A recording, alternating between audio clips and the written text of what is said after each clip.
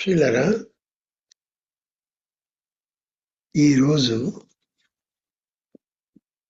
దేవుని మేలుల గురించి చూసుకుందామండి. దేవుడు మనకు మేలు చేసే దేవుడే గాని కీడు చేసే దేవుడు కాదు. కాబట్టి ఆయన ద్వితీయోపదేశకాండము 5వ అధ్యాయం 33వ వచనం. ద్వితీయోపదేశకాండం 5వ అధ్యాయం 33వ వచనం. కాబట్టి మీరు కుడికే గాని ఎడమకే గాని తిరగక మీ దేవుడని యెహోవా ఆజ్ఞాపించినట్లు చేయుటకు జాగ్రత్త పడవలను. మీరు స్వాధీనపరచుకొనబో దేశంలో మీరు జీవించినట్లు మేలు కలిగి దీర్ఘాయుష్మంతులగినట్లు మీ దేవుడైన యెహోవా మీకు ఆజ్ఞాపించిన మార్గములన్నిటిలో నడుచుకొనవలెను. మీరు స్వాధీనపరచబో దేశంలో మీరు జీవించుచు మీరు మేలు కలిగి దీర్ఘాయుష్మంతులగినట్లు. మనకందరికీ కొత్త సంవత్సరంలో గ్రీటింగ్స్ పంపించాం. మనం గ్రీటింగ్స్ వచ్చినాయి. ఎవరన్నా నువ్వు త్వరగా చచ్చిపోదు గాక అని ఎవరైనా గ్రీట్ చేశారండి? లేకుంటే నీకు కీడు మీద కీడు కలుగును గాక, అపాయం మీద అపాయం కలుగును గాక అని ఎవరైనా గ్రీట్ చేశారా? ఎవరైనా గ్రీట్ చేస్తారా? చేశారా? మనం అందరం we wish everyone a healthy life, prosperity, good health, peace, happiness, longevity. ఇవన్నీ కోరికలు కదండి, మేలు కలగాలని. మనందరం గుడ్ విషెసే పంపిస్తాం, బ్యాడ్ విషెస్ ఎక్కడ పంపించాం. దేవుడు కూడా మనకి గుడ్ విషెసే పంపించాలని కోరుతున్నాడు.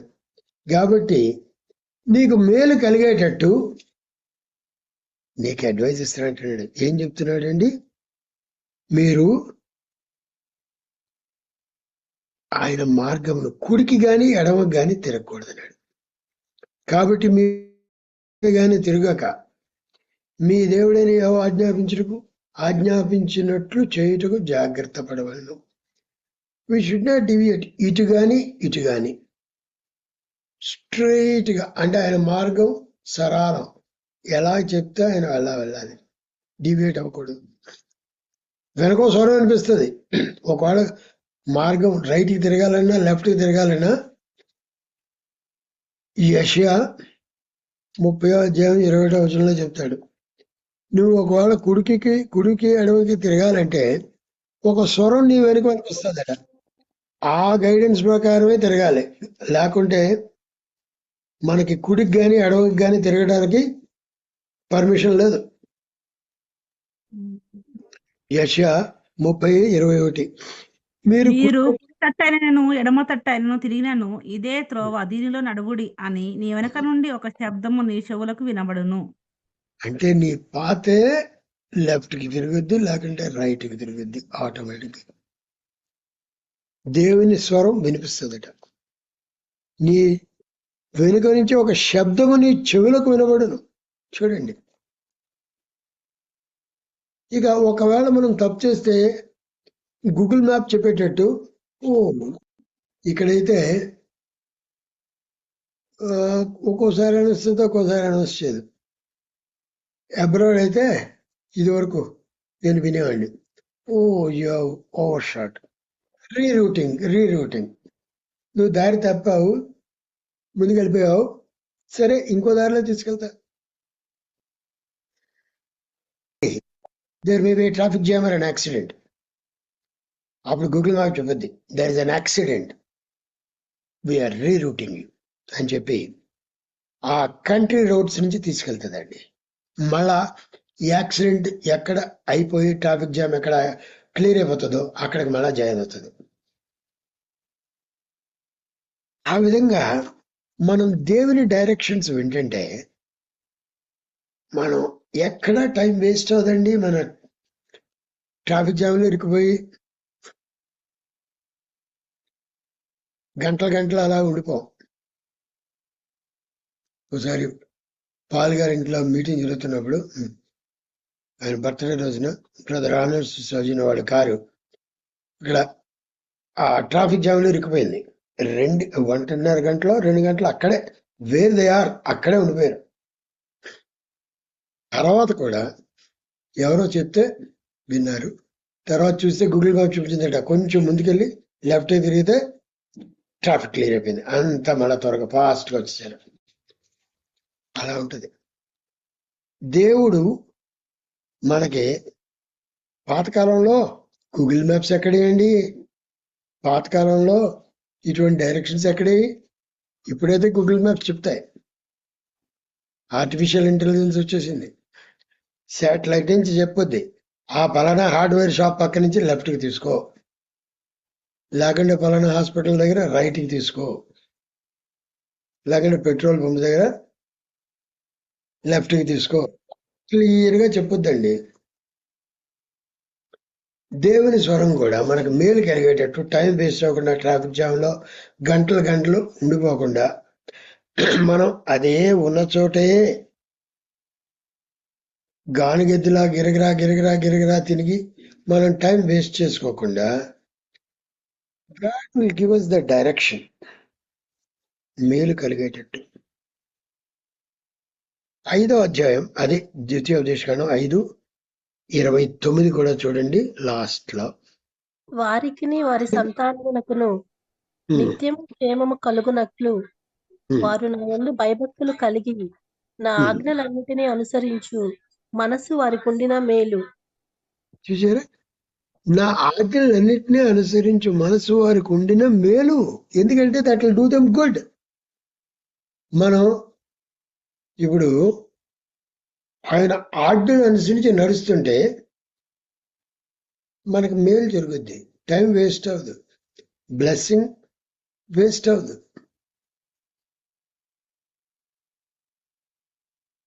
కానీ ఆయన ఇప్పుడు గూగుల్ మ్యాప్ రైట్కి తిరిగని చెప్తే రైట్కి తిరగకుండా మనం స్ట్రైట్కి వెళ్తే టైం వేస్ట్ అవుతుంది. ఎందుకంటే ఎక్కడికో వెళ్ళిన తర్వాత మళ్ళా టేక్ యూటర్న్ అని చెప్పుద్ది, లేకుంటే ఇంకా ఇంకొక విలేజ్ రోడ్డు నుంచి తీసుకెళ్తుంది. ఒకసారి మేము అయ్యనపాలెం నుంచి తిరిగి వస్తున్నప్పుడు ఆ ఖమ్మం బైపాస్ రోడ్డు, సూర్యాపేట నుంచి ఖమ్మం బైపాస్ కాదు, సూర్యాపేట బైపాస్, ఖమ్మం వెళ్తున్నాం. ఖమ్మం తీసుకెళ్లే బైపాస్ రోడ్డు, సూర్యాపేట బైపాస్ చేసి ఒక చోట ఎలా తిప్పిందంటే లెఫ్ట్ తిరిగిపోయిన తర్వాత ఎక్కడెక్కడెక్కడెక్కడో అసలు టోల్ కట్టినట్టే విలేజ్ రోడ్లోంచి ఎక్కడో తిరిగి తిరిగి తిరిగి తిరిగి ఒక పావుగంట అరగంట తర్వాత మళ్ళీ మెయిన్ రోడ్కి జాయిన్ అవ్వండి. అలా ఉంటుంది. మన ఆత్మీయ జీవితంలో కూడా will go by a very circuitous road. తప్పులు చేసి చేసి చేసి చేసి by hard way will learn. అందుకని ద్వితీయోపదేశకాండం 32వ అధ్యాయంలో ఏం చెప్తున్నాడంటే 29వ వచనం, యు రీకాల్ నేను ఇచ్చిన దేశమందు వారు అలాగూ ప్రవర్తింపవలెను. అలా చదవమ్మా. ద్వితీయోపదేశకాండం 32వ అధ్యాయం. వారు స్వాధీనపరచుకున్నట్లు నేను వారికిచ్చుచున్న దేశమందు వారు అలాగూ ప్రవర్తింపవలెను. 29వ వచనమ్మా. వారికిని వారి సంతానమునకును నిత్యమును క్షేమం కలుగునట్లు వారు నా యందు భయభక్తులు కలిగి నా ఆజ్ఞలన్నిటినీ అనుసరించు మనస్సు వారికి ఉండిన మేలు. వారికి ఉండిన మేలు. వారు జ్ఞానము తెచ్చుకొని దీని తలపోసి తన కడవరి కాలము స్థితి యోచించుట మేలు. అదండి ద్వితీయోపదేశకాండం 32:29 ఏం చెప్తుందంటే, వారు జ్ఞానము తెచ్చుకొని, అంటే బుద్ధిహీనంగా ప్రవర్తించకుండా దీనిని తలపోసుకుని, అంటే పాతాల ఎక్కడెక్కడెక్కడెక్కడ మనం దారి తప్పామో, లాస్ట్ ఇయర్ ఎక్కడెక్కడ ఏమేమి తప్పులు చేసామో అవి తలపోసుకుని తమ కడవరి స్థితి యోచించుట మేలు. To have a recap of our old lives is good for us. అంటే మనము మనం విమర్శించుకుంటూ స్వపరీక్ష చేసుకుంటూ, అదే సెల్ఫ్ ఎగ్జామినేషన్ అని చెప్పి ఆ క్వశ్చన్ కూడా మనకుంది. వై రివైవల్ టారీస్ ఏమి, లేకుంటే self examination to proceed to the new year. Last year మనం ఎక్కడెక్కడ ఫెయిల్ అయ్యామో ఆ అవెన్యూస్ అన్నిటిలోనూ మనం అవన్నీ ఐడెంటిఫై చేసి వారు జ్ఞానం తెచ్చుకుని దీనిని తలపోసి తమ కడవరి స్థితి యోచించుట మేలు. ఎక్కడికి వెళ్ళబోతున్నాము, are we heading in the right direction or wrong direction అని తలపోయడం మనకెంతో మేలండి. లేకుంటే we will end up in a catastrophe. లేకుంటే మనం ఏమంటే చిక్కుల్లో ఇరుక్కుపోతాం. యెహోషాపాతు లాగా. యెహోషాపాతు చూడండి చాలా చక్కగా స్టార్ట్ చేశాడండి. He started his life in a very, very good manner. ఎందుకంటే తనకి గాడ్లీ పేరెంట్స్ ఉన్నారు. ఫాదర్ ఆసా, మదర్ కూడా గాడ్లీ లేడీ అజుబా. యాక్చువల్గా పూనాలో ఒక బ్రదర్ ప్రతాప్ కుల్కర్ణి అని వాళ్ళ పిల్లలకి ఒక వీడికి అజుబా అని పేరు పెట్టాడు.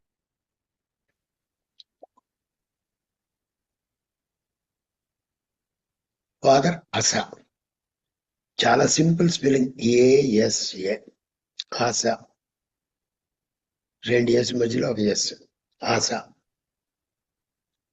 ఆసా కూడా దేవునికి భయపడుతూ చాలా జాగ్రత్తగా బతికాడు కాబట్టి ఆ ఫాదర్స్ ఇన్ఫ్లుయెన్స్ పిల్లల మీద ఉంది, పేరెంటేజ్. కానీ కొంచెం పెద్ద ఎదిగేటప్పటికి తర్వాత ముందు చూద్దాం. ఫస్ట్ ఏం చేశాడు,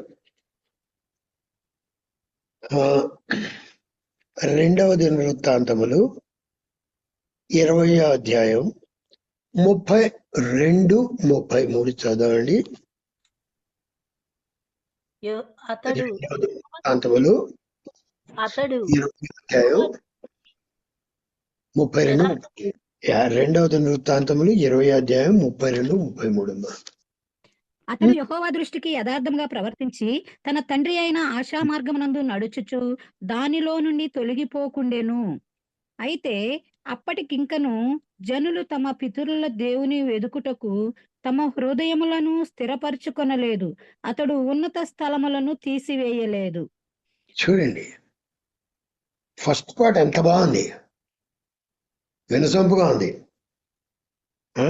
అతడు యెహోవా దృష్టికి యథార్థముగా ప్రవర్తించి తన తండ్రి అయిన ఆశా మార్గమందు నడుచుచు దానిలో నుండి తొలగిపోకుండెను.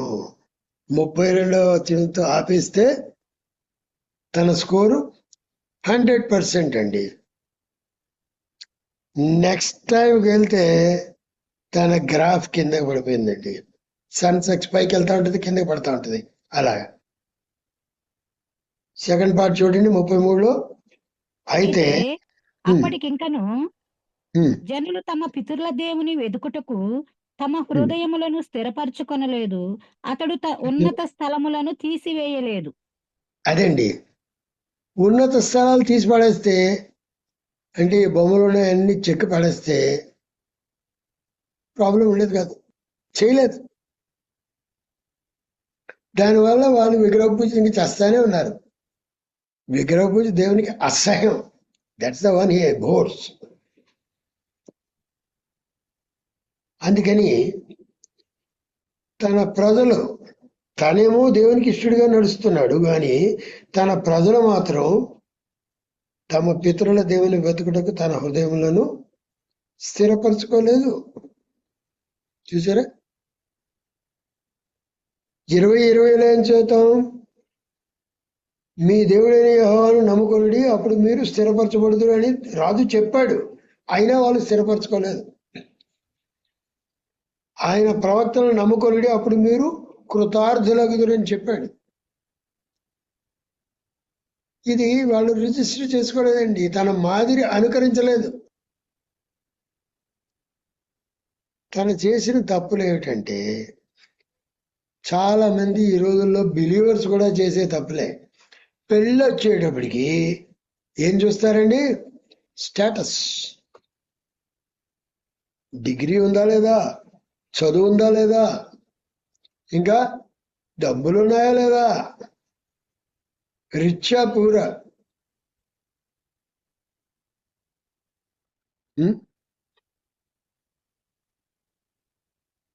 అబ్బాయి అయితే అమ్మాయి మంచి ఉద్యోగం చేస్తూ ఉండాలి, మంచి ఇన్కమ్ ఉండాలి, మంచి పేరెంటేజ్, మంచి అప్బ్రింగింగ్ ఉండాలి, అవి కోరుతారు. కానీ ధనికులై ఉండాలి. లోపల అనుకుంటారు, కారిస్తాడా, ఇంకా ఏమిస్తాడు, ఏమి తెస్తాడు, అది ఆశ, కవచ స్పిరిట్. ఇంకా కొంతమంది ఏం చేస్తారండి? కాస్ట్, ఏబిసి అంటారు. ఏ అంటే ఏజ్ అంట, బి అంటే బ్యూటీ అట, సి అంటే కాస్ట్ అట, డి అంటే డౌరీ అట. ఇది ఫండమెంటల్స్, ఏబిసిడి. అలాగే చేశాడండి ఇక్కడ. పెళ్ళి వచ్చేటప్పటికి వీళ్ళు చేసిన తప్పు ఏంటంటే, వాళ్ళ కొడుకు పెళ్లి చేయడానికి ఏం చేశాడండి?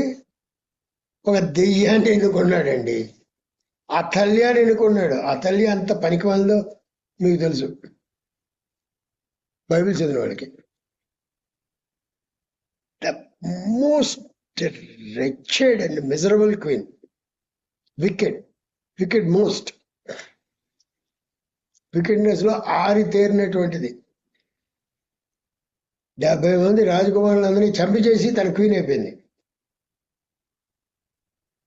ఏలింది రాజ్యం. అటువంటి దాన్ని కోడలుగా చేసుకున్నాడండి. అక్కడ ఒక పొరపాటు చేశాడు. రెండవ పొరపాటు ఏంటంటే, మొదటి రాజులు 22వ అధ్యాయం 48. ఇక్కడ కూడా మనం సెకండ్ పార్ట్ లో చూడొచ్చు. స్నేహం, తప్పుడు స్నేహం. ఓకే, యెహోషాపాతు బంగారము తెచ్చుటకై ఓపీరు దేశమునకు పోవుటకు తర్షీషు ఓడలను కట్టింపగా ఆ ఓడలు బయలుదేరక యెషోన్గెబెరు నొద్ద బద్దలైపోయెను. చూసారా? అక్కడి నుంచి సొలొమోనేమో చక్కగా బంగారం తెప్పించాడు. Solomon was successful. సోల్మన్ ఇతను మాత్రం పంపిస్తే ఓడలే బద్దలైపోయినాయండి. తేడా అది. దేవుని చిత్తంలో చేస్తే ఒకటి, దేవుని చిత్తంలో చేయకపోతే షిప్ రెక్.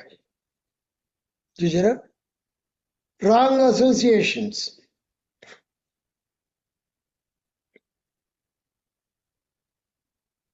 దేశంలో విగ్రహారాధన జరుగుతుంటే దేవునికి ఇష్టం ఉండదు, ఎంతో దుఃఖపడుతూ ఉంటాడు. ఇజ్రాయెల్ దేశంలో, ఇజ్రాయెల్ ఆయన దేశం, ఆయన ఎన్నుకున్న ప్రజలు. మిగతా హీదెన్ కంట్రీస్ అయి ఉండొచ్చు, కానీ ఇజ్రాయెల్ మాత్రం they are special people, chosen by God, దేవుడు ఎన్నుకున్న ప్రజలు. కాబట్టి ఆయన కోరేది ఏమంటే, ఆయన ఆజ్ఞలను అనుసరించి. ఇంకా చెప్తా, ఆయన ఎటువంటి ఆజ్ఞలు ఇచ్చాడంటే, ఈవెన్ పక్షుల గురించి కూడా ఆయన కమాండ్మెంట్ ఇచ్చాడండి. పిచ్చికూడుల నుంచి మీరు ఎవరన్నా పిచ్చికూడుల గురించి దేవుడు ఆలోచిస్తాడే, మనమే ఆలోచించం అసలు పిచ్చికూడుల గురించి. ఏమంటారు? పక్షిగూడు. ద్వితీయోపదేశకాండం 22వ అధ్యాయం 6వ వచనం చదవండి. అక్కడ పిచ్చికూడు గురించి ఉంటది. ద్వితీయోపదేశకాండము 22వ అధ్యాయం. గుడ్లైనను పిల్లలనైనను గల పక్షిగూడు చెట్టు మీదనే గాని, నేల మీదే గాని, త్రోవలోనే గాని, నీకు కనబడిన ఎడల తల్లి ఆ పిల్లలనైనను ఆ గుడ్లనైనను పొదిగి ఉన్న ఎడల పిల్లలతో కూడా తల్లిని తీసుకొనక నీకు మేలు కలుగునట్లు నీవు దీర్ఘాయుష్వంతుడగునట్లు అగత్యంగా తల్లి గుడ్లైనను పిల్లలనైనను గల పక్షిగూడు చెట్టు మీదనే గాని నేల మీదనే గాని త్రోవలోనే గాని నీకు కనబడిన ఎడల తల్లి ఆ పిల్లలనైనను ఆ తల్లి ఆ పిల్లలైనను గుడ్లైన పొదిగిన ఎడల పిల్లలతో కూడా తల్లిని తీసుకునక నీకు మేలు కలుగునట్లు. చూడండి, మన మేలు దానికి లింక్ చేసి పెట్టాడు. నీవు దీర్ఘాయుష్మంతుడు ఒకనట్లు అగత్యముగా తల్లిని విడిచి పిల్లల్ని తీసుకొని వచ్చును. చూసారా? అందుకనే ఒక పాట ఉంది. See, he cares for the birds. The birds upon the treetops sing their song. The angels chant the chorus all day long. The flowers in the garden blend their hue. So why shouldn't you praise him too? పక్షులంటే కూడా ఆయనకు అంత శ్రద్ధ అండి. యేసుప్రభు చెప్తున్నాడు కొండ ప్రసంగంలో, ఒక పక్షి కూడా ఆయన సెలవు లేకుండా కింద పడదట.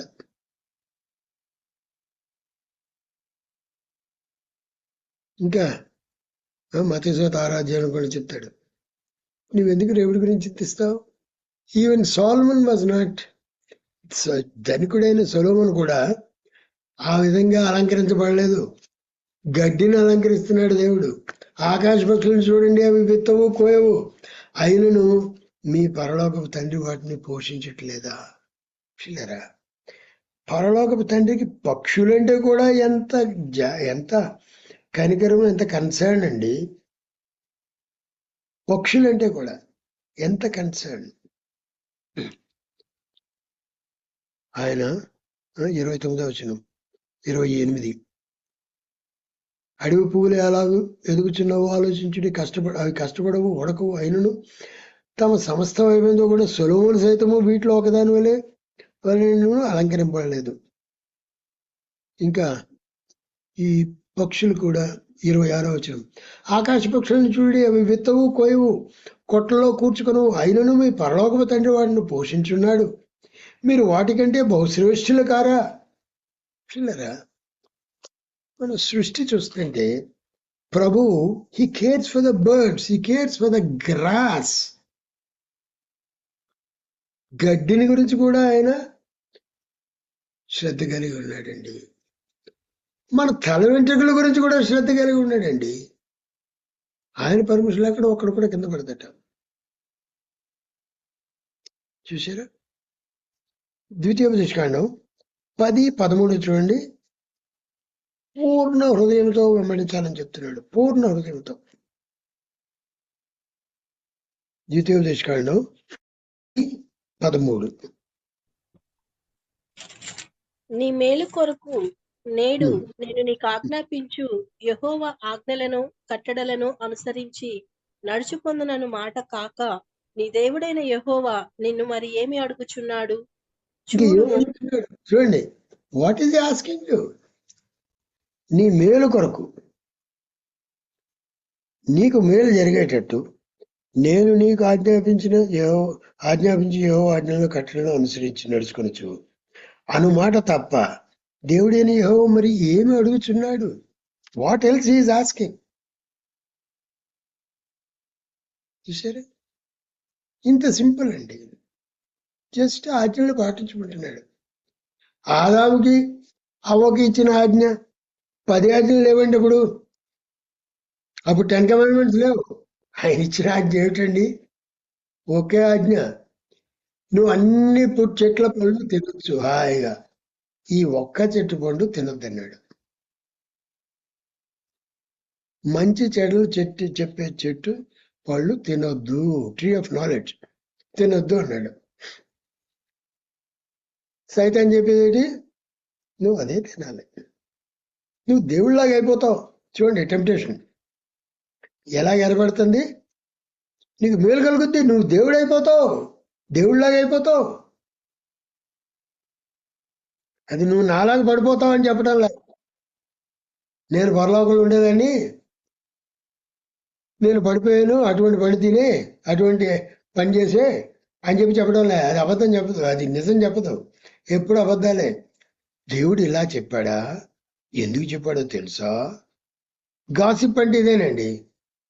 If you enter into gossip, you must cut off at the first sentence. No, I'm not ready to, this is not open for discussion. దేవుడు తినొద్దని చెప్పాడు, chapter is closed, full stop. Though I don't want to discuss, I don't want to enter into an argument why, how and all. God said no, it is no, permanently no. That should be our attitude. అలా చేస్తుంటే మనకి మొత్తం మానవాళికి problem వచ్చేది కదండి. కానీ మానవుని nature అది కాదు.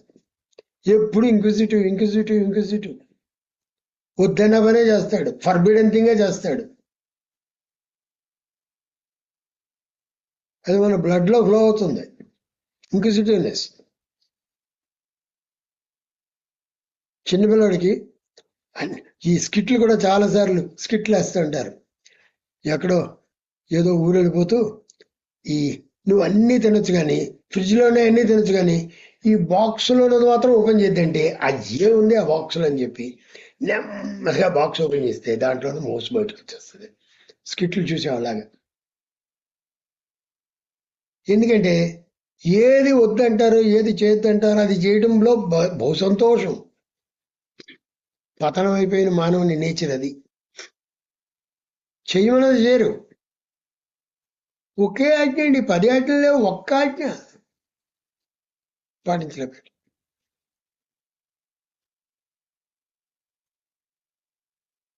ఇప్పుడు సైతాను పనిచేస్తుంటే ఎలాగ మన నోటి మాటలు ఎలా ఉంటాయో తెలుసండి. సంఖ్యాకాండం 14:3. సంఖ్యాకాండం 14:3. అయ్యో, ఈ ఐగుప్తులో మేము చావలేదు, ఏల చావలేదు, ఈ అరణ్యమందు మేము ఏల చావలేదు, మేము కత్తివాత పడినట్లు యెహోవా మమ్మల్ని ఈ దేశంలోనికి ఎలా తీసుకుని వచ్చును, మా భార్యలు మా పిల్లలు కొల్లపోదురు, తిరిగి ఐగుప్తులకు వెళ్ళుట మాకు మేలు కాదా? తిరిగి దాస్యత్వంలోనికి, బాండేజ్లోనికి, పాపదాస్యంలోనికి వెళ్ళుట మాకు మేలు కాదా? చూడండి సైతాన్. అక్కడేమో ఏడుపు, ప్రభువా ఈ బానిసత్వం తట్టుకోలేకపోతున్నాం, ఈ ఫరో యొక్క ఈ క్రూయాలిటీ తట్టుకోలేకపోతున్నాం, విసిగించేస్తున్నాడు, గడ్డి ఇవ్వడం లేదు, బ్రిక్స్ ఎండలో చేయాల్సిందే చేస్తా ఉన్నాం. వీఆర్ బీయింగ్ విప్డ్, కొడుతున్నారు వాళ్ళు, ఏడుస్తా ఉన్నారు, ప్రభువా మమ్మల్ని విడిపించవా అని. ఇప్పుడు ఏమంటున్నారండి ఇక్కడ? మేము ఇక్కడ వచ్చాకంటే తిరిగి ఐగుప్తులకు వెళ్ళటం మాకు మేలు కాదా? ఆ కొరడా దెబ్బలు తినటం మాకు మేలు కాదా? ఆ సైతాన్ని సేవించడం మాకు మేలు కాదా? చూసారా సైతాన్ మాటలు అలా ఉంటాయి. 23 సంఖ్యాకాండం 20:3.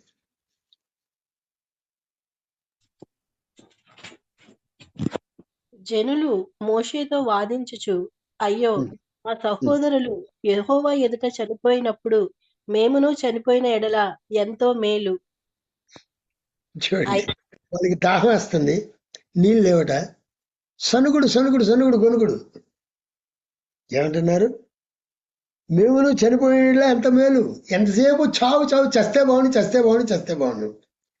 చాలా మంది ఎక్కువ ఆడవాళ్ళ మాటలు ఎక్కువ ఉంటాయండి, అలా ఉంటాయండి. మగవాళ్ళ మాటలు కొంచెం అంత ఎక్కువ వెళ్ళే కానీ ఆడవాళ్ళు విసిగిపోయి చేస్తే బాగుండు, ఎందుకు ఈ బతుకు చేస్తే బాగుండు. ఇక్కడ ఆడమగా తేడా లేదని అందరూ కలిసే చేస్తే బాగుండు. మోసే నీళ్లు పట్టుకొచ్చా, నీళ్ళు ఇచ్చాడు. అక్కడే బండతో మాట్లాడమంటే విసిగిపోయి కోపం వచ్చి బండను పట్టు కొట్టాడు. ఆ బండ క్రీస్తు. మనం విసిగిపోయి మన డెస్పరేషన్ లో చేసేది ఏంటంటే చెయ్యకూడని పనులు చేస్తామండి. అయోగ్యమైన పనులు మనం చేస్తాం. దానివల్ల it costs quite a bit. మనకి అది చాలా ఖరీదైన నష్టం, తక్కువ నష్టం కాదు, హెవీ లాస్. ఎందుకంటే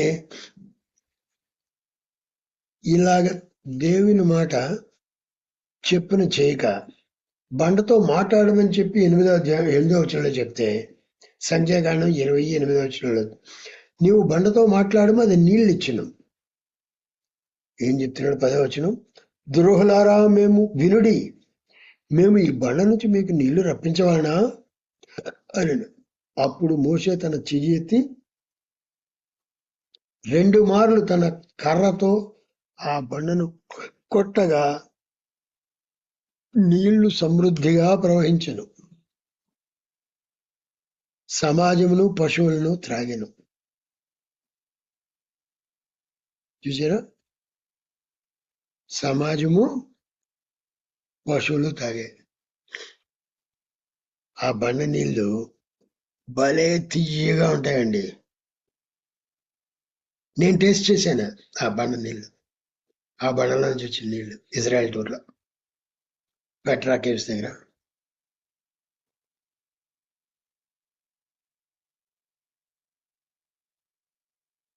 టూర్ బ్యాచ్ అంతా ఫ్రెష్ వాటర్ ఫ్లోస్ కప్పు తీసుకుని తాగాం. టేస్టీగా ఉంది. రాక్ లోంచి వస్తుందండి, హిల్ నుంచి రాక్ స్ప్లిట్ అయ్యి వస్తుంది. కానీ దానివల్ల మోషేకి జరిగిన నష్టం ఏమిటండి? ద్వితీయోపదేశకాండం 4వ అధ్యాయం 21వ వచనం. ద్వితీయోపదేశకాండం 4వ అధ్యాయం 21వ వచనం, పేజీ నెంబర్ 149. మరియు యెహోవా మిమ్మును బట్టి నా మీద కోపపడి నేను ఈ యొర్దానును దాటకూడదనియు నీ దేవుడైన యెహోవా స్వాస్థ్యముగా నీకు ఇచ్చుచున్న ఈ మంచి దేశంలో ప్రవేశింపకూడదనియు ప్రమాణం చేసిన కావున నేను ఈ యొర్దాను దాటకుండా ఈ దేశంలోనే చనిపోవుదును. God said you are not going to see that. అడిగాడు, ప్రభువా నన్ను క్షమించు, ఒక్క ఛాన్స్ అంటే నో బార్గెన్. ఇక that's not bargainable, that's decided. ఇక చాలును. ఏది 3వ అధ్యాయం 26లో చెప్తాడు, యెహోవా మిమ్మును బట్టి నా మీద కోపపడి నా మనం వినకపోయాను, మరియు యెహోవా నాతో ఇట్లన్నాడు, చాలును, ఇకను ఈ సంగతి గురించి నాతో మాట్లాడవద్దు. నీవు ఈ యొర్దానును దాటకూడదు గాని నీవు పిస్కా కొండ ఎక్కి కనులెత్తి పడమటి వైపును, ఉత్తర వైపును, దక్షిణ వైపును, తూర్పు వైపును తేరి చూడుము. ఆ పిస్కా కొండ నుంచి you will have a full view of Israel, east, west, north, south. ఆ పాయింట్కి వెళ్ళి అక్కడ చూసాం, అది కూడా చూసాం. ఇజ్రాయెల్ అంతా కనిపిస్తుంది మీకు అక్కడి నుంచి, పిస్కా కొండ నుంచి. అది మోయాబులో ఉంది. చూడరా, మనం దేవుని ఆజ్ఞలు ఏది చెప్తే అది చెయ్యాలి. రైట్ టర్న్ అంటే రైట్ టర్న్, లెఫ్ట్ అంటే లెఫ్ట్ టర్న్, స్ట్రైట్ అంటే స్ట్రైట్. కుడికి కానీ అడవకు కానీ మన ఇష్ట ప్రకారం తిరగకూడదు. అప్పుడు మనకి మేలు జరుగుద్దండి. లేకుంటే మన నోట్లోంచి వచ్చే మాటలు ఏంటంటే నేను చస్తే బాగుండు, చస్తే బాగుండు, చస్తే బాగుండు. చేస్తే బాగుంటుందా? ఇది ఎలా ఉంటుందండి? నేను నరకానికి పోతే బాగుండు అన్నట్టు ఉంటుంది. నరకం బాగుంటుందండి? అందుకనే ప్రభు మన ముందు ఏం చెప్తున్నాడంటే, he is keeping us life and death before us. ద్వితీయోపదేశకాండం 30వ అధ్యాయం 5వ వచనం. ద్వితీయోపదేశకాండం 30వ అధ్యాయం.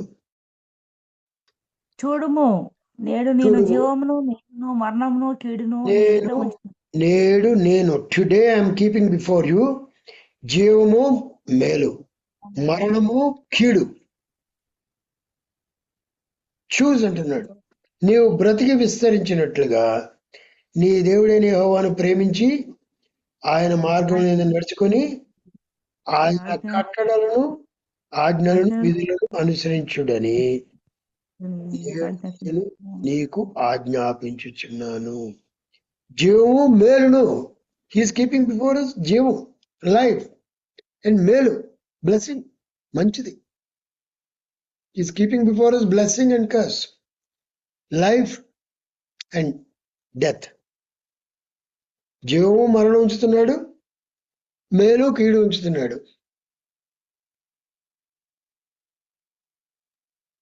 చెప్తున్నాడు నువ్వు మేలు చూజ్ చేసుకో, కీడు చూజ్ చేసుకోవద్దని చెప్తున్నాడు. చాలా మంది ఏం చూజ్ చేసుకుంటున్నారండి? దేవుడు వద్దన్నదే చూజ్ చేసుకుంటున్నారు. ఎందుకంటే ఆయనకు ఐడలైటరీ అంటే అస్సలు ఇష్టం ఉండదు, పడదు. యెహోషువ 24:20. యెహోషువ 24వ అధ్యాయం. మీరు యెహోవాను విసర్జించి అన్య దేవతలను సేవించిన ఎడల ఆయన మీకు మేలు చేయి వాడైనను మనసు తిప్పుకొని మీకు కీడు చేసి మిమ్మల్ని క్షీణింపజేయుననగా. చూసారా? మీరు యెహోవాను విసర్జించి అన్య దేవతలను సేవించిన యెడల ఆయన మీకు మేలు చేయువాడైనను, మేలు చేయడం మానేసి మనసు త్రిప్పుకొని, he will change his mind, మీకు కీడు చేసి మిమ్మల్ని క్షీణింపచేయను. కాబట్టి what we should do is we should choose right thing. దేవుని మాటలు వినడం, దేవుని వాక్యానికి లోబడడం, దేవుడు కుడికి తిరగమంటే కుడికి తిరగడం, ఎడమ తిరగమంటే ఎడమ తిరగడం. ఆయన ఏం చెప్పాడు? నిన్ను వల్ల నీ పొరుగువాడిని ప్రేమించున్నాడు. ఆయన 10 ఆజ్ఞలు కూడా మనకి సింప్లిఫై చేసి 2 ఆజ్ఞలు కింద చేశాడండి. నిన్ను వల్ల నీ పొరుగువాడిని ప్రేమించుకున్నాడు. నీ దేవుడిని యెహోవాను నీ పూర్ణ హృదయంతో, పూర్ణ ఆత్మతో, పూర్ణ శక్తితో ప్రేమించుకున్నాడు. ఆటోమేటిక్గా 10 కమాండ్మెంట్స్ విల్ బి ఫుల్ఫిల్లింగ్. ఆ 2 ఆజ్ఞలు మనం ఫుల్ఫిల్ చేస్తే, నెరవేరిస్తే 10 ఆజ్ఞలు అంతా నెరవేర్చినట్టే లెక్క, ధర్మశాస్త్రం అంతా నెరవేర్చినట్టే లెక్క. అంత సింప్లిఫై చేసాడు ఆయన. 613 కమాండ్మెంట్స్ అంతా కూడా డూస్ అండ్ డోంట్స్ అన్ని ఒక సింపుల్ 2 కమాండ్మెంట్స్ లో మళ్ళా మనకి సింప్లిఫై చేసి ఇచ్చాడండి. నేను ఈ 2 కూడా మళ్ళా కంపేర్ చేసేసి మీకు ఒక నూతన ఆజ్ఞ ఇస్తున్నా అన్నాడు. ప్రేమ. ప్రేమ ప్రేమ ఎందుకంటే ప్రేమ ఏం చేస్తుందండి? క్షమిస్తుంది. 1 కొరింథీ 13వ అధ్యాయంలో అది మనం అందరం 3, 4, 5 వచనాలు కంటత పెట్టాలి. 1 కొరింథీ 13వ అధ్యాయం.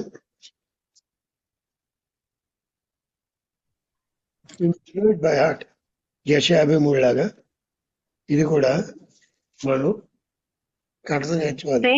4 ప్రేమ దీర్ఘకాలము సహించును, దయ చూపించును, ప్రేమ దయ చూపించును. ప్రతిదానికి ప్రేమ యాడ్ చేయండి. ప్రేమ దయ చూపించును, ప్రేమ మత్సరపడదు, ప్రేమ డంబముగా ప్రవర్తింపదు, ప్రేమ డంబముగా ప్రవర్తింపదు, అది ఉప్పొంగదు, ప్రేమ అమర్యాదగా నడవదు, ప్రేమ స్వప్రయోజనం విచారించుకునదు, ప్రేమ త్వరగా కోపపడదు, ప్రేమ అపకారమును మనసులో ఉంచుకునదు, ప్రేమ దుర్నీతి విషయమే సంతోషపడదు, ప్రేమ సంతోషం నుండి ప్రేమ అన్నిటికీ తాళుకొనును, ప్రేమ అన్నిటినీ నిరీక్షించును, ప్రేమ అన్నిటినీ ఓర్చును, ప్రేమ శాశ్వత కాలముండును, ప్రేమ ప్రవచనములో చాలమ్మా. కాబట్టి మనం ఇది కంటత పెట్టి ఒక కాగితం మీద రాసుకుని డోర్కో ఇక్కడ వాల్కో ఎక్కడ అంటించుకుని ప్రతి క్యారెక్టరిస్టిక్ ముందు ప్రేమను రాసి, ప్రేమ దీర్ఘకాలము సహించును, ప్రేమ దయ చూపించును, ప్రేమ మత్సరపడదు, ప్రేమ డంబముగా ప్రవర్తింపదు, ప్రేమ ఉప్పొంగదు. ఆ ప్రేమ బదులు మీ పేరు పెట్టుకొని చెప్పండి. రోజు అది ప్రాక్టీస్ చేయండి. సిఎంసి వెల్లూరులో అదే నేర్పించారు ప్రజలందరికీ, అక్కడ ఉన్న డాక్టర్స్కి అందరికీ. వాళ్ళు చెప్పింది ఏంటంటే వాళ్ళ పేర్లు చెప్పుకొని ఈ క్యారెక్టరిస్టిక్స్ అన్ని వాళ్ళలో వచ్చేటట్టు వాళ్ళకి రోజు ట్రైనింగ్ అక్కడ. అందుకని సిఎంసి వెల్లూరు గ్రాడ్యుయేట్స్ ప్రవర్తన, వాళ్ళ ట్రీట్మెంట్, వాళ్ళ వే ఆఫ్ బిహేవియర్, వాళ్ళ పద్ధతే వేరండి. వాళ్ళు డబ్బు వెనకాల పరిగెత్తరు. They don't run after money. చూసారా? వాళ్ళకి ఆ సాక్రిఫిషియల్ నేచర్ ఉంటుంది. ఎందుకంటే వాళ్ళకి ఆ 5 సంవత్సరాలు ఇది నేర్పించారు, ప్రేమ. డాక్టర్ ఐడా స్కాడర్ ఫౌండర్, ఆమె మన దేశాన్ని ప్రేమించి, చచ్చిపోతున్న గర్భిణీ స్త్రీలను ప్రేమించి, వాళ్ళు కాన్పులో చచ్చిపోకూడదని ముందు నర్సింగ్ స్కూల్ స్టార్ట్ చేసి, అనేక నర్సులు స్టార్ట్ చేసి ట్రైన్ చేసి, తర్వాత మేల్ నర్సులు కూడా ట్రైన్ చేసి, తర్వాత అదే మెడికల్ కాలేజ్గా పైకి తీసుకొచ్చారు. అది అక్కడ సౌత్ ఇండియాలో టాప్ మోస్ట్ కాలేజ్. అది ఇదివరకైతే ఆల్ ఇండియాలో టాప్ మోస్ట్. ఇప్పుడు all India institute of medical science వచ్చిందండి. అప్పటికి అది లేదు. సిఎంసి వెల్లూరు స్థాపించినప్పుడు లేదు. 1960లో స్టార్ట్ చేశారు అది ప్రేమతో. ఎందుకంటే 3 డెత్స్ వరుసగా, ఒకరోజు తర్వాత ఒకటో రోజు తర్వాత రెండో రోజు మూడో రోజు, ఒక్కొక్కరు ప్రసవించేటప్పుడు చచ్చిపోతుంటే అయ్యో లేడీ డాక్టర్స్కి ఎంత నీడ్ ఉందని చెప్పి డాక్టర్ ఐడా స్కాడర్ మెడిసిన్ అంటే తనకు అసలు ఇష్టమే లేదు. తిరిగి మళ్ళీ అమెరికా వెళ్ళి ఆమె మెడిసిన్ చేసి ఇక్కడికి వచ్చి మెడికల్ స్కూల్ స్టార్ట్ చేసి, నర్సింగ్ స్కూల్ స్టార్ట్ చేసి, ప్రజలను ట్రైన్ చేసి అందరికీ సువార్త చెప్పి ప్రేమతో నింపి చేసిందండి, మేలు కలుగునట్లు. కాబట్టి మనం ఈ కొత్త సంవత్సరంలో నేర్చుకోవాల్సింది ఏంటంటే, ప్రభువా మేము కూడా మాకు మేలు కలిగేటట్టు మీ ఆజ్ఞలన్నీ పాటించడం మాకు నేర్పించు ప్రభువా.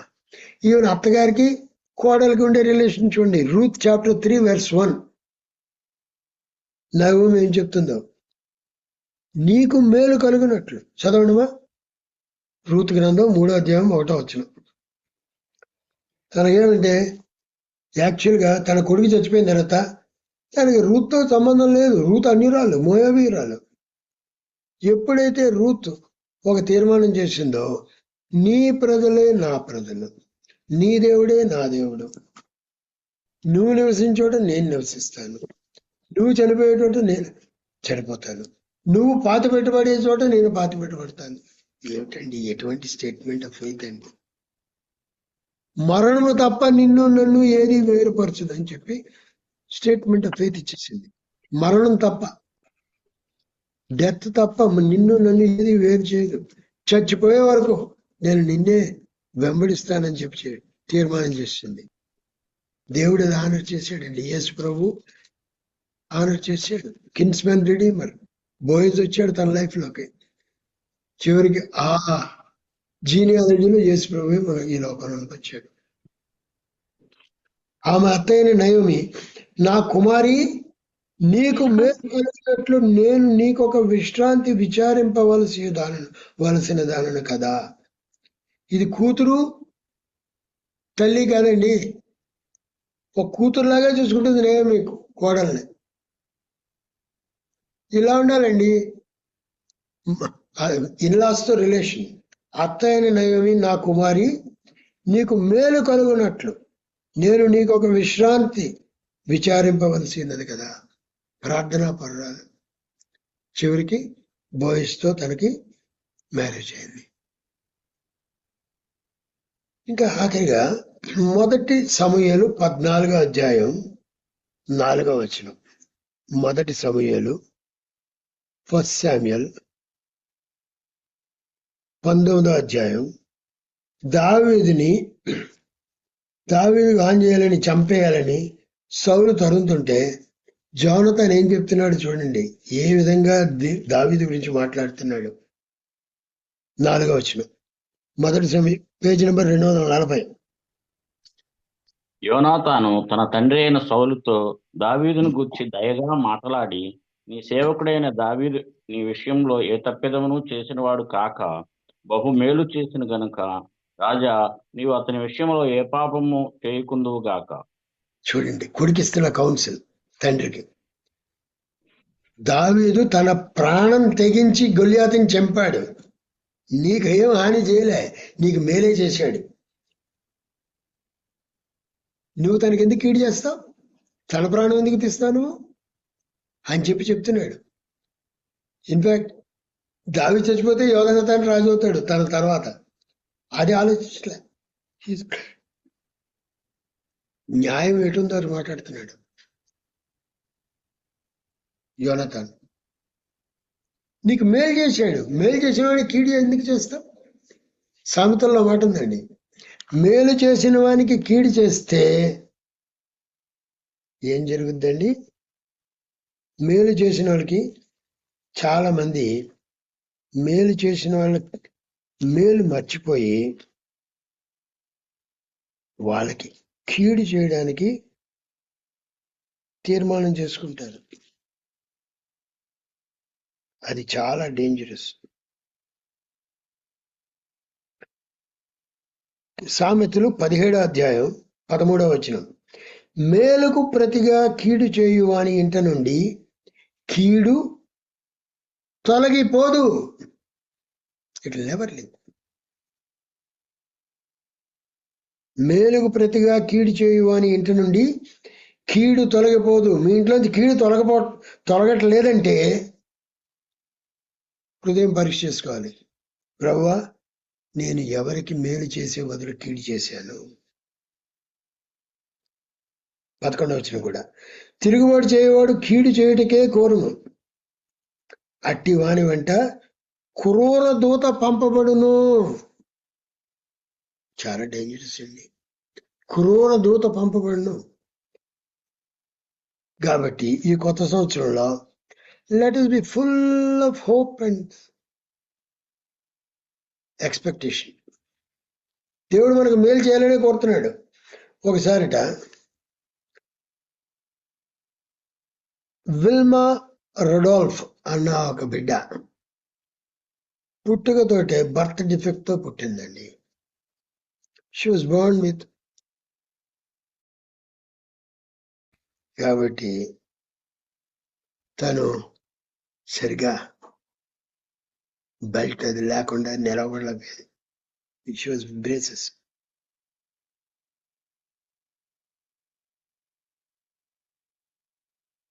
ఎప్పుడు అడిగేదట పేరెంట్స్ని, నేను బాగవుతానా బాగవుతానా? పేరెంట్స్ చెప్పారు, నువ్వు బాగవుతావు అమ్మా, దేవుడు నిన్ను బాగు చేస్తాడు. అతి కష్టంగా నడిచేదట, అతి కష్టంగా. చిన్నప్పుడు అలా నడుస్తుంటే తన విశ్వాసం పెరుగుతోంది. అతి కష్టంగా నెమ్మదిగా పరిగెత్తడం, పనులు చేయడం మొదలుపెట్టింది. 12వ సంవత్సరం వచ్చేవాడికి, వినండి, 12వ సంవత్సరం వచ్చేవాడికి 1960 ఒలింపిక్స్ లో 3 గోల్డ్ మెడల్స్ సంపాదించిందట వాళ్ళ హై స్కూల్కి. బాస్కెట్బాల్ ఛాంపియన్ కూడా. షీఈ్ ఎ స్ప్రింటర్, పరిగెత్తది. అలాగే ఈవెన్ డాక్టర్ జోసెఫ్ డేనియల్ అని కార్గిల్ అన్నారు చూడండి, ఆయన వారి కూడా 14వ సంవత్సరం వరకు she was a cripple. Doctor MD Paul, doctor Job గారి డాక్టర్ మొదలు ఉండేవాడు ఆయన. తర్వాత అస్సాం వెళ్ళాడు, తర్వాత బీజీకి వచ్చాడు. డాక్టర్ జోబ్ గారి డాక్టర్. 14వ సంవత్సరం వరకు she was a cripple. Daniel గారి దగ్గరికి పట్టుకొస్తే డానియల్ గారు చెప్పారు, your sin has made her like this man, you repent అని చెప్పారు. సో ఆయన బాగా లోతుగా పశ్చాత్తాపడిన తర్వాత డాక్టర్ జోబ్ గారు అబ్రాడ్ లో జీవితం సరిలేదని లోతుగా పశ్చాత్తాపడి తన భార్య దగ్గర తప్పులన్నీ ఒప్పుకొని మారుమనసు పొందిన తర్వాత దేవుడు ఎలా నూనె రాసి ప్రార్థన చేస్తే ప్రభు ఆ బిడ్డను బాగు చేశాడు. ఇప్పుడు తను మ్యాథ్స్ లెక్చరర్ గా చేసింది బర్మింగ్హామ్ లో. తర్వాత ఇప్పుడు కార్గిల్లో భర్తతో కలిసి సేవ చేస్తుంది. ఇంకా పిల్లరా, ఎటువంటి ప్రాబ్లం అయినా సరే, మెడికల్ గా ఎటువంటి ఇంపాసిబుల్ కేసు అయినా సరే, with God it is possible. ఈ కొత్త సంవత్సరంలో మీకు ఎటువంటి ప్రాబ్లం ఉన్నా సరే, God can set it right. విశ్వాసంతో డోంట్ గివ్ అప్ హోప్. నిరీక్షణ కోల్పోవద్దండి. ప్రభువుని అడగండి. ప్రభువుని అడుగుదాం. ప్రభువా, ఈ కొత్త సంవత్సరంలో నువ్వు మాకు మేలు చేస్తావు. మాకు లోక నాలెడ్జ్ ప్రకారం, జ్ఞానం ప్రకారం మాకు నిరీక్షణ లేకపోయినా నువ్వు మేలు చేస్తావు, మా జీవితాలను కొత్తవి చేస్తావు. చెయ్యవా ప్రభువా అని అడుగుదామండి. దగ్గర మా ప్రభువా, ఇంతవరకు మీరు కొంచెంసేపు మీ వాక్యం ధ్యానించుకోవడానికి మీరు మాకు ఇచ్చిన తరుణం కొరకు వందనములు.